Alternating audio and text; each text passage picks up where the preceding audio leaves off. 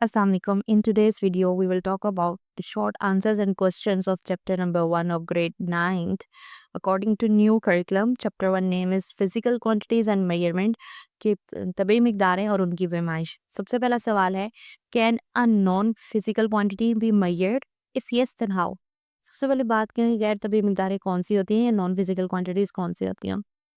इंसानी जज्बात, एहसासात, ये तमाम जो हैं नॉन फिजिकल क्वांटिटीज़ कहलाते हैं। मसलन गुस्सा, प्यार, मोहब्बत, खूबसूरती, अक्ल, ज़हीन होना या गुनज़हन होना, ये तमाम चीज़ें, इंसानी रवैये, ये तमाम नॉन फिजिकल क्वांटिटीज़ हैं जिन्हें हम गैर तबई मिक़दारें कहते हैं। ये सब्जेक्टिव नहीं होती, ये सब्जेक्टिव होती हैं और पर्सन टू पर्सन वेरी कर रही होती हैं, एस्टिमेशंस पर होती हैं। तो हमारा आंसर बनता है no, they can not be measured using tools and instruments के हम किसी इंस्ट्रूमेंट या टूल्स का इस्तेमाल करते हुए इन्हें नहीं नाप सकते, बल्कि हम इन्हें सिर्फ डिस्क्राइब कर सकते हैं। कैसे डिस्क्राइब कर सकते हैं? हम कंपेयर करेंगे या हम उनको क्वालिटेटिवली एनालाइज करेंगे। उसके लिए क्राइटेरिया या इंडिसेस या सर्वे टेक्निक्स के हम कुछ चेकलिस्ट बना लेते हैं, कोई लिस्ट बना लेते हैं, इंडिकेटर्स बना लेते हैं कि अगर 4 में से 5 जो 5 में से 4 हाँ हुए तो ये शख्स खुश है या ये शख्स जो है वो खूबसूरत है या ये ज़हीन है। इस तरह के जैसे सर्वेस किए जाते हैं कि कितने लोग जो है वो गुर्बत से नीचे हैं या कितने लोग जो है वो एशिया में खूबसूरत पाए जाते हैं या गंदमी रंग के हैं। ये तमाम चीज़ें जो सी हैं वो नॉन फिजिकल क्वांटिटीज़ में शामिल होती हैं, जिनको नापने का कोई क्या इंस्ट्रूमेंट नहीं है, लेकिन हम उनको क्राइटेरियाज सेट करके और सर्वे करके हम उन्हें जांचते हैं। So there is no tool, और जिस चीज़ के लिए कोई टूल नहीं होता, कोई इंस्ट्रूमेंट नहीं होता, वो नॉन फिजिकल क्वांटिटी में शामिल होता है। अगर उर्दू में कहा जाए तो उर्दू में क्या है, नहीं गैर तबी मिक़दारें मसलन प्यार, मोहब्बत, खौफ और खूबसूरती को परखने का कोई मियारी पैमाना या आला नहीं है। इनकी वजाहत मुशाहिदा करने की ज़ाती सोच, समझ, शऊर पर मुनहसर है। अगर हम अपने नेक्स्ट क्वेश्चन की तरफ आए, what is measurement? Name its two part. पैमाइश क्या है? पैमाइश भी कंपैरिजन है, उसका एक प्रोसेस है, लेकिन इसको एक स्टैंडर्ड क्वांटिटी के साथ कंपेयर किया जाता है। वो स्टैंडर्ड क्वांटिटी पूरी दुनिया में वाइडली एक्सेप्टेड है कि सब लोग उस चीज़ पे एग्री करते हैं कि इतनी मिकदार, फॉर एग्जांपल 1 किलोग्राम होगी, 1 केजी में इतनी क्वांटिटी होगी तो वो 1 किलोग्राम हो गई। ये पूरी दुनिया में उसको वर्ल्ड वाइडली साइंटिस्ट ने, तमाम लोगों ने इसे एक्सेप्ट किया हुआ है, तो हम उसी को ही कंपैरिजन में इस्तेमाल करते हैं और जो उसके बराबर होगा हम उसे कहेंगे कि हाँ जी ये 1 किलोग्राम है। मेजरमेंट, कोई भी मेजरमेंट हो उसके 2 हिस्से होते हैं। यहाँ पे उसने दूसरे हिस्से में पूछा है नेम इट्स 2 पार्ट्स, तो हम इसकी एक अलग से हेडिंग देंगे कि 2 पार्ट्स ऑफ मेजरमेंट्स। तो मेजरमेंट के 2 पार्ट्स हैं, एक है उसकी नंबर और दूसरा यूनिट। नंबर यानी कि अददी कीमत। फॉर एग्जांपल अगर हम कहें कि यहाँ से 5 मीटर शमाल की जानिब जाएं तो आपकी मतलूबा जगह आ जाएगी। तो 5 मीटर, 5 उसके यहाँ नंबर है, अददी कीमत है, और मीटर उसका यूनिट है। फॉर एग्जांपल हम ये कहते हैं कि जी मुझे 5 किलो चीनी दे दें, तो 5 उसकी अददी कीमत यानी कि नंबर है और किलो उसकी उसका यूनिट है। बगैर यूनिट के कोई भी मेजरमेंट पूरी नहीं होती, वो मीनिंगलेस होती है। जैसे हम किसी दुकान पर जाएँ और कहें कि 5 चीनी दे दो, 5 चीनी क्या? हमें उसके साथ उसका यूनिट लगाना पड़ेगा। 500 ग्राम या 1000 ग्राम, 1 किलोग्राम, इस तरह से मिकदार और उसका यूनिट बहुत ज़रूरी है। अगर हम उर्दू में बात करें तो पैमाइश, किसी तबीयी मिकदार की पैमाइश एक ऐसा अमल है जिसके ज़रिए नामालूम मिकदार का किसी मियारी मिकदार से मुआवजा किया जाता है। मियारी मिकदार यानी कि एक यूनिट को ही कहा जाता है कि यूनिट के साथ हमने, जो कि तमाम दुनिया में जो काबिल कबूल होता है। अच्छा जी, पैमाइश के हिस्से वही, एक अददी कीमत और दूसरा यूनिट, और यूनिट के बगैर तमाम पैमाइश बेमायनी होती है। अगला सवाल, why do we need a standard unit for measurement? कि हमें कोई मयारी यूनिट क्यों चाहिए होता है?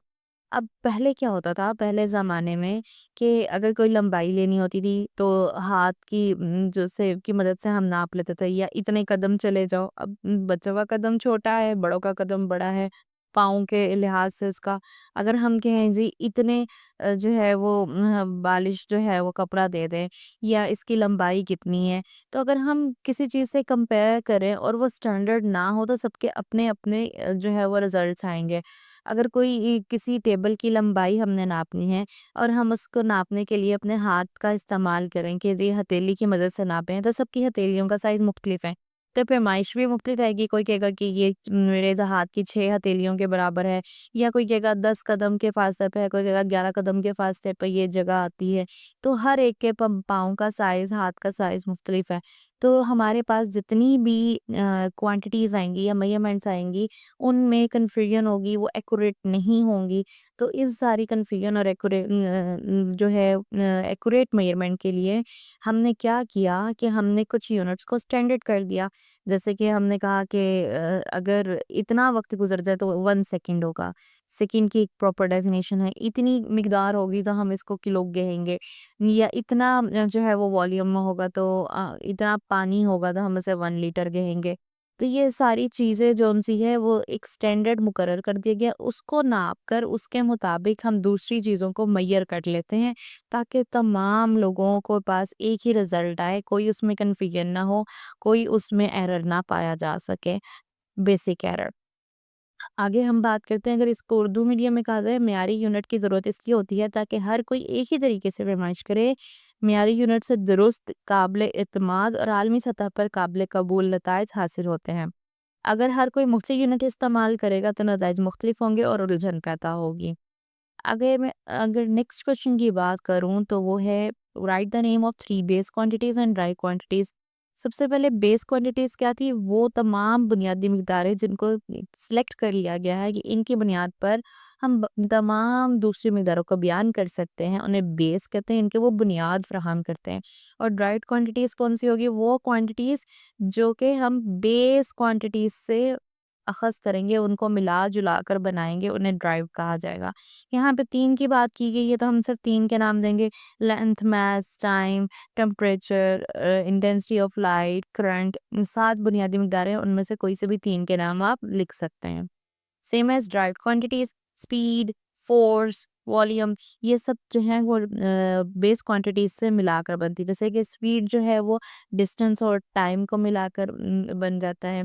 जो फोर्स है वो अगर हम फ़ोर्स की बात करें या वॉल्यूम की बात करें, ये भी बेस क्वांटिटीज़ को मिलाकर बनती है। ठीक है? अब हम अगर फ़ोर्स की बात करें तो ये हमारा जो मास और एक्सेलरेशन को मिला के बनती है। एक्सेलरेशन जो है वो भी बेस क्वांटिटीज़ को मिलाकर बनता है जिसमें हमारे पास डिस्टेंस और टाइम का ताल्लुक आ जाता है। वॉल्यूम है तो उसमें बेसिकली लंबाइयाँ हैं 3 मुख्तलिफ तरफ की तो वो लंबाई को मिलाकर आ रहा है। तो ये तमाम जो ड्राइव क्वांटिटीज़ हैं अगर इनको हम इन टुकड़ों में डिवाइड करें और इनको हम सादा से सादा यूनिट्स में लिखें तो ये तमाम की तमाम साद बेस क्वांटिटीज से मिलकर बनी हुई होती हैं। अगला सवाल जो है उर्दू मीडियम में यही है 3 बुनियादी मिक़दारों और 3 मख़सूस मिक़दारों के नाम लिखें तो लंबाई, मास, वक़्त और मख़सूस मिक़दारों की बात करें तो स्पीड, फ़ोर्स, वॉल्यूम इनके और भी बहुत सारे नाम हैं जो आप किताब से देख के लिख सकते हैं। Question number 1.5 which SI unit will you use to express the height of your desk. क्या आप अपने डेस्क की ऊंचाई बताने के लिए एसआई यूनिट कौन सा इस्तेमाल करेंगे? 7 एसआई यूनिट्स हैं बेस क्वांटिटीज के लिए। तो अब हम उन्हीं में से सेलेक्ट करेंगे कि कौन सा बेस ऐसा यूनिट है जिसको हम इस्तेमाल करेंगे डेस्क की ऊंचाई बताने के लिए।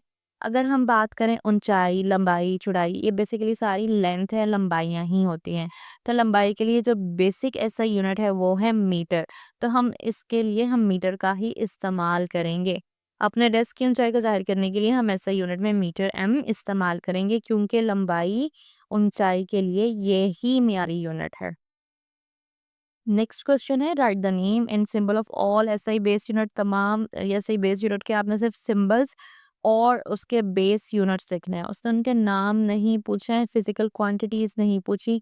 तो हम सिर्फ उनके बेस यूनिट के नाम लिखेंगे, फिजिकल क्वांटिटीज के नाम नहीं लिखेंगे और सिंबल्स लिख देंगे। Metre m, kilogram, kg, second s, kelvin K, ampere A, candela C D और मोल एमओएल।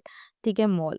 अगर बेस इनकी ये हमारा मीटर लंबाई का है, किलोग्राम जो है वो हमारा मास का है, सेकंड टाइम का यूनिट है, केल्विन टेम्परेचर का है, एम्पेयर करंट का है, कैंडेला इंटेंसिटी ऑफ लाइट यानी कि रोशनी की शिद्दत का है, और मोल मादे की मिकदार या अमाउंट ऑफ सब्सटेंस का है। तो उससे फिजिकल क्वांटिटीज़ के नाम नहीं पूछे, उसने सिर्फ बेस यूनिट्स के पूछे थे और उनके सिंबल, तो हमने सिर्फ बेस यूनिट और सिंबल्स लिख दिए हैं।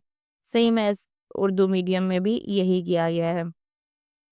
आगे हम बात करें the most important question, why prefix is used, name 3 सब multiples and 3 multiple prefixes with their symbol. इस क्वेश्चन के दो हिस्से हैं कि पहली बात कि प्रीफिक्सेस इस्तेमाल किए क्यों जाते हैं, प्रीफिक्सेस होते ही क्या है। दूसरी बात है कि हम जो दूसरा हिस्सा है उसमें मल्टीपल्स और सब मल्टीपल्स के बारे में बात की गई। पहले हम प्रीफिक्सेस के बारे में बात कर लें। प्रीफिक्सेस 10 की ताकत में 10 की ताकत में लिखना होता है कुछ नंबर्स को। वो क्या है कि अगर हम वो बहुत बड़ी मिकदारों को या बहुत छोटी मिकदारों को लिखने के लिए, आसानी से समझने के लिए 10 की ताकत का इस्तेमाल किया जाता है, जिसको हम कहते हैं प्रीफिक्सेस। प्री पहले फिक्स लगना। तो प्रीफिक्सेस ऐसी चीज़ें हैं, ऐसी 10 की ताकतें हैं, इनके सिंबल्स हैं जो कि हम स्टैंडर्ड यूनिट, इनके एसआई यूनिट से पहले लगाते हैं। उसमें से जो सब मल्टीपल्स और मल्टीपल्स हैं, उसके बारे में भी हम बात करते हैं कि सब मल्टीपल्स और मल्टीपल्स में क्या फ़र्क है। सब मल्टीपल्स अगर 10 की ताकत माइनस में हो तो हम उन्हें सब मल्टीपल्स कहेंगे, और अगर 10 की ताकत पॉजिटिव हो उन्हें हम मल्टीपल्स कहेंगे। सब मल्टीपल्स रकमों को छोटा कर देगा और मल्टीपल्स रकमों को बड़ा कर देगा। इनकी अगर यूनिट्स में बात करें, सब मल्टीपल्स यूनिट्स को छोटा करने के लिए इस्तेमाल किया जाता है क्योंकि ये नेगेटिव पावर में होता है, और मल्टीपल्स यूनिट को पॉजिटिव करता है, बड़ा कर देता है क्योंकि ये पॉजिटिव पावर में होता है। यहाँ पे 3 की बात की गई है, मिली, माइक्रो, नैनो। मिली होता है 10 की ताकत -3, यानी कि एक का 1,000वां हिस्सा अगर होगा, इनके एक को तक़सीम कर दिया जाए 1000 पर, तो वो मिली के बराबर है। अगर एक को जो है वो 10 की ताकत 6, यानी कि एक को हम 10 लाख पर तक़सीम कर दें तो वो माइक्रो है, और नैनो 10 की ताकत -9, यानी कि एक के बाद 9 सिफर लगा दें और एक को उन 9 से इनके पर तक़सीम कर दिया जाए तो वो नैनो है। सेम एज़ अगर मल्टीपल्स की बात की जाए तो किलो, मेगा और गीगा। किलो है 10 की ताकत जमा 3, यानी कि 1000, मेगा है 10 की ताकत 6 और गीगा है 10 की ताकत 12। ओके, ये तमाम चीज़ें सॉरी गीगा है 10 की ताकत 9। ये तमाम जो चीज़ें हैं ये प्रीफिक्सेस में इस्तेमाल की जाती हैं। प्रीफिक्सेस का टेबल, प्रीफिक्सेस की मज़ीद एक्सप्लेनेशन के प्रीफिक्सेस का इस्तेमाल कैसे किया जा सकता है, ऐसा यूनिट्स में उनको कहाँ लगाया जाता है, कैसे नंबर्स और डिजिट्स को आसानी से प्रीफिक्सेस की वजह से लिखा जाता है, इसके बारे में अगली वीडियो में हम बात करेंगे। आई होप कि आपको ये तमाम 7 शॉर्ट क्वेश्चंस आसानी से समझ आ गए होंगे। एक्सरसाइज के बकाया 4 सवाल रह गए हैं, इनके 1.11 शॉर्ट क्वेश्चंस है टोटल। अगली वीडियो में हम वो 1.11 तक कंप्लीट करेंगे और मज़ीद कुछ टॉपिक्स को जानेंगे। शुक्रिया।